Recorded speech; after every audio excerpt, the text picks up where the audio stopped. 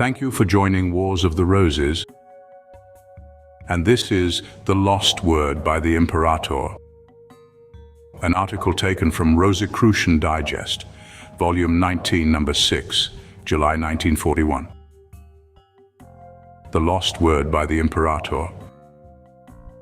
The doctrine of the lost word exists as an arcanum in the liturgies of many of our religions of today and in the rites of a number of secret and philosophical societies which are still extant. Each has its respective theological or philosophical explanation of this persistent idea. On the other hand, they are all related to a fundamental conception rooted deeply in the earliest beliefs of man. A majority of these explanations of the lost word are based upon the biblical phrase, "In the beginning was the Word, and the Word was with God, and the Word was God." John chapter 1, verses 1 through 3. Cosmologically, this means that the creation of the universe was accomplished by a vocative idea, a thought expressed as a word. In this manner, God and the Word are made synonymous. God, or mind, as a creative reason, are made to manifest only with the issuance of a word. Consequently, the creative power of God is given force only when it is spoken. The force of God is made His voice, or an intonation. It is not sufficient, according to this conception, that God only exists for the universe and things to come forth from His nature. But it is also necessary that the active cause of His being, the law or decision of His mind, be manifest as an utterance. It is a matter of observation among men that all natural things have a law unto themselves. That is, there is some particular cause upon which they depend, and such things and laws are myriad. Therefore, it is the presumption among men that the word which was first uttered must have been the synthesis of all cosmic and natural laws. The word in this sense did not fashion out of other substances the elements of the universe. It was not a divine agent or force which acted upon an indeterminate substance, as for example a sculptor's hands fashion a form from clay, but rather all things from planets to specks of sand were inchoate elements of the word. The word is thus conceived as a vibratory, undulating energy in which the basic essence of all things exists. For analogy, we may compare it to a single sound which could include all octaves and pitches simultaneously. Consequently, each individual sound which the ear might discern would depend for its existence upon the original cause, the single united sound. As all color is a component part of white light, so all creation is of the composite law embraced by the word. Consequently, such a word is endowed with the importance of being the key of the universe. He who could know and intone it would have mastery of all creation. In line with such reasoning is the connotation that the law of creation or logos, once made vocative, as the word never ceased to exist, never died out or diminished. Upon its continuous tremors or vibratory nature, all things have their causal dependence. Just as the light of an electric lamp is in effect dependent upon its constant cause, the flow of electricity to the heated filament within the lamp, so all manifestations are said to owe their existence to the continuous reverberations of the word throughout the universe. The vibratory nature of each thing thus fits into a gigantic scale or keyboard. Each reality has some relationship to a note or a combination of them, which is an integral part of the word. Thus, certain vowels could contain, within their combination, the creative, complete scale of cosmic energy according to this conception. It is expounded by most of the philosophical and religious organizations which preserve the tradition of the word, that at one time man possessed as a divine and rightful heritage knowledge of it, which gave him a true mastery of his domain, the earth. How man became dispossessed of such a great treasure or lost the word is a tradition for which different groups offer various and divergent explanations.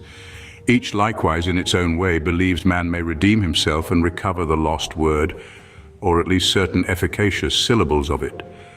This, it is generally conceded, can be accomplished through a synthesis of esoteric knowledge, namely through the study of the basic natural sciences and the worship of God, or communion with the Absolute. In fact, there are perpetuated today in rites and sacred ceremonies certain syllables or vowels which are said to be of the lost word, and when intoned do produce amazing creative and beneficial powers and manifestations. Other mystics declare that the complete lost word is ineffable by man, that he would never be able to utter it even if he came to know its content, but that he can pronounce certain of its syllables, from which he may acquire tremendous personal power. We have said that this belief had its provenance in the early thought of man. It will contribute to our understanding of this mystery, which has become a respected doctrine, to review its history.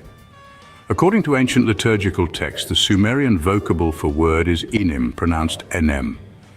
From this word, the Sumerian developed the sense incantation. To the Sumerians, incantation was the formal words of the magician or priest. In fact, the Sumerian for incantation is inim inimma, which is a duplication of inim. To the Sumerian, inim or word meant to utter a decision. The ancient Semites regarded a formally spoken word containing the force of a command or a promise as a very definite or real thing, that is, an entity the same as a substance of some kind. Therefore, from the words of a deity, priest or human under formal circumstances, there issued a magical and terrible power. The formally spoken words of the great gods were apotheosized by the Sumerians, that is, they were regarded as a divine entity equivalent to the god. Because of its conformity to this conception, let us recall our previous biblical quotation in part. And the Word was with God, and the Word was God.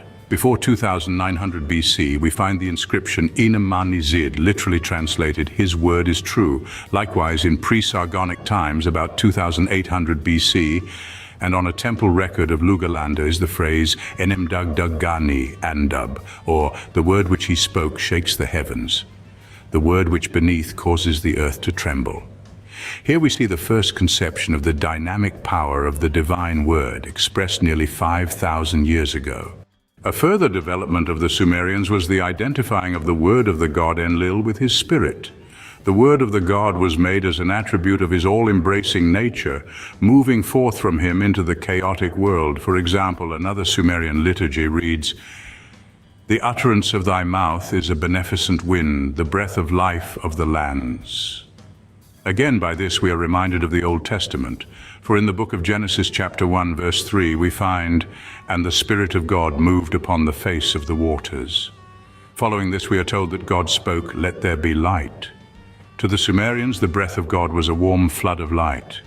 The influence of the religions of the Sumerians and Babylonians upon their Hebrew captives is quite apparent in the books of the Old Testament.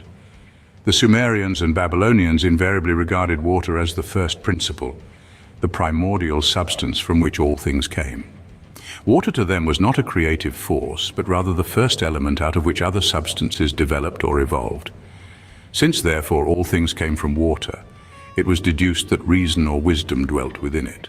The word which the Sumerians conferred upon this creative principle of water was mumu. The Greek historian Damascius said this word meant creative reason, the wisdom which created all things. In the book of Genesis, chapter 1, verse 2, we find another parallel to this. That is, that water was the first substance over which the Spirit of God moved. This doctrine of water as the first substance found its way into an early school of philosophy of ancient Greece. Thales of Miletus apparently borrowed it from the Babylonians.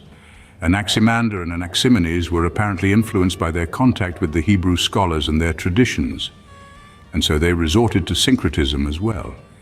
They declared that the cosmic substance was itself reason, wisdom, harmony, or nous.